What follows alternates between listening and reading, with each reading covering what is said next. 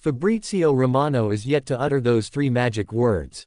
Manchester United supporters will need to be patient as they await the fourth, here we go, of the summer, following the earlier acquisitions of Joshua Zirkzee, Lenny Yoro and former Arsenal wonder kid Cheeto Obi Martin. But Romano certainly did little to quell the excitement with a not-so-cryptic clue that certainly won't take much deciphering. At just after 10:30 on Saturday morning, Romano, referring to an earlier post talking about Noussair Mazraoui's potential move to Old Trafford, tweeted a Morocco flag, a circle in the color of United's home shirt, and a pair of googly eyes for good measure. The implication being, of course, that we may be only 24 or 48 hours away from some confirmation at last. Manchester United close in on Noussair Mazraoui.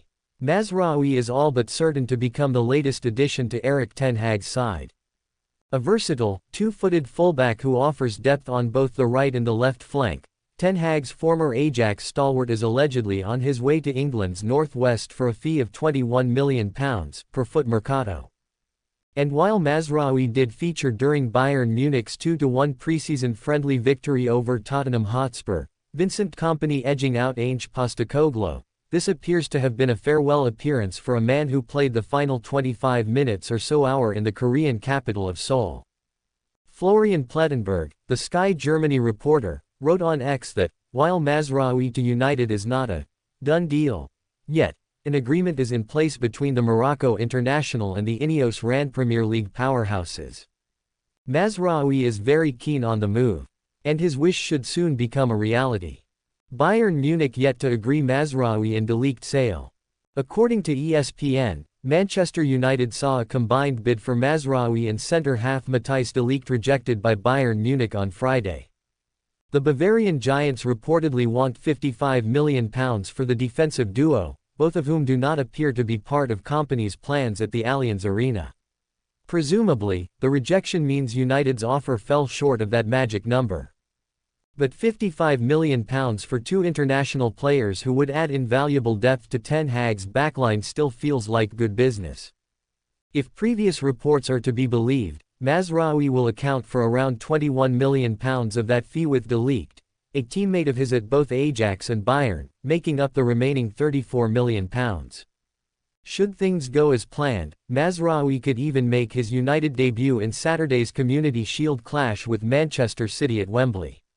Reporter Santi Auna claims that Bayern have told Mazraoui that he is free to seal a reunion with his former Eredivisie winning head coach. The 26-year-old even has a medical plan for Tuesday, though United may still have to seal the sale of Aaron Wan-Bissaka to West Ham first. A transfer that has been described as a really good move for all parties. Manchester United's potential £40 million transfer exit has been ruled out due to the economic demands involved, and now there are two remaining options. The Reds have signed two first-team players this summer, Joshua Zirkzee and Lenny Yoro, but are looking to add more in the coming weeks. It was always clear that sales would be needed to maximize this transfer window, and Jadon Sancho seemed like one player destined to move on. However, after the player was able to resolve the issues he had with Erik ten Hag, which ultimately led to him being sent on loan in January, it appeared that staying at the club was also an option for him. Reports suggested that United were not ruling out an exit despite Sancho and Ten Hag fixing their relationship. A figure close to their desired £40 million could influence things, and Juventus were one club who had strong interest in the player. Now, according to Matteo Moretto, while Juventus are still trying to sign two wingers, a move for Sancho is practically off the table. It was explained that the economic demands involved in a potential deal were the reason why they are instead looking elsewhere. They will try to sign two wingers, one of which could obviously be Nico Gonzalez. Jadon Sancho, I'm told that it is practically off the table due to the economic demands of a deal, he explained on Fabrizio Romano's Substack. While Porto's Galeno is an option, he's someone they like.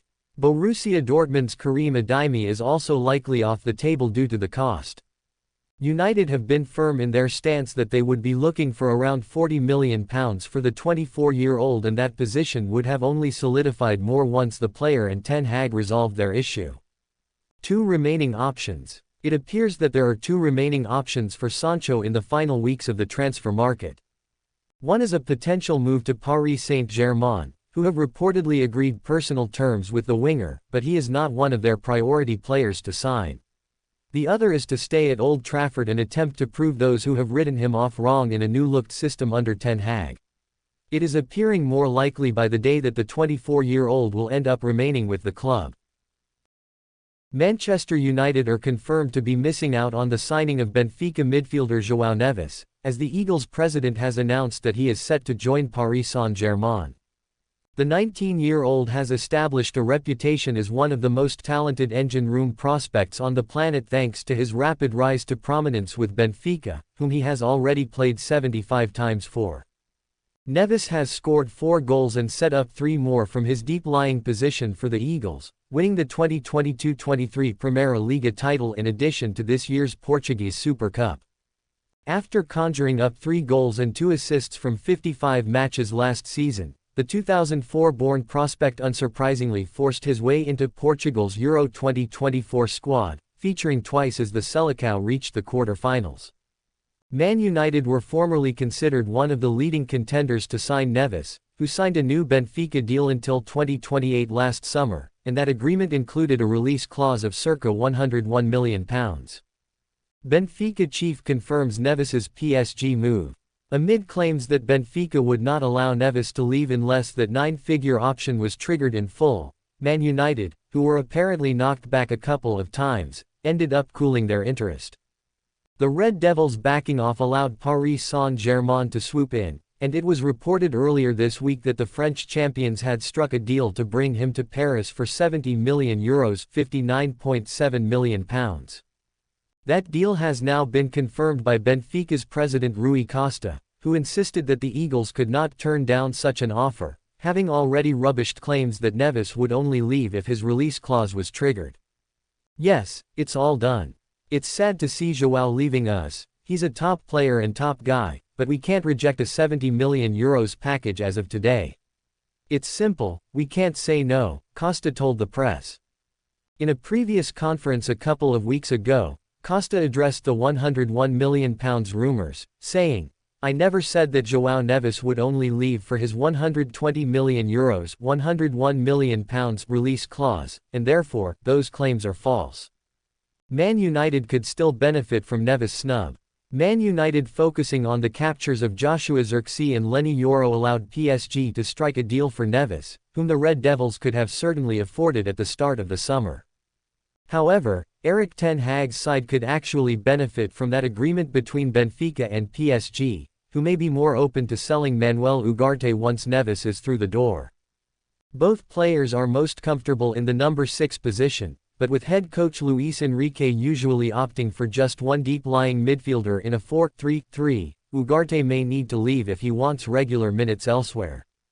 Man United are thought to have agreed personal terms with the Uruguay international, whom PSG could now lower their asking price for amid claims that they are after around £51 million to sanction a sale.